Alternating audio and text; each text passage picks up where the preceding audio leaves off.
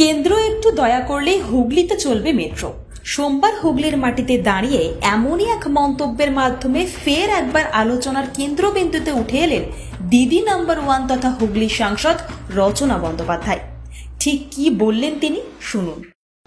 আজকে ওভারঅল আমার যে 7টা কনস্টিটুয়েন্সি সেইখানকার ডেভেলপমেন্ট নিয়ে মেইনলি কথাবার্তা হলো, আলোচনা হলো। ডিএমের সঙ্গে তো আলোচনা করতেই হয় সবসময়, যে আর কি করলে হয় বা যে কাজগুলো আমরা প্ল্যান করছি সেগুলো নিয়ে আমরা কিভাবে এগোতে পারি।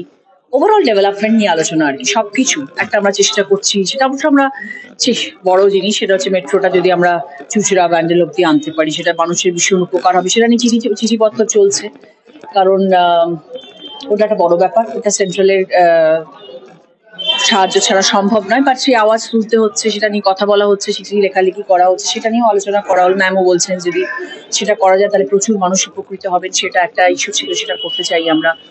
এলাকার সাংসদ রচনার এদিনের করা এই মেট্রো মন্তব্যের যদি কিছু মাত্র তিনি বাস্তবায়িত করে দেখাতে পারেন, তাহলে একটা বিষয় নিশ্চিত করেই বলা যেতে পারে যে আপাতত আগামী নির্বাচনেও তার এই জয়যাত্রা অব্যাহত থাকবে। হুগলি থেকে তরুণ তাঁতির রিপোর্ট, আজ বাংলা।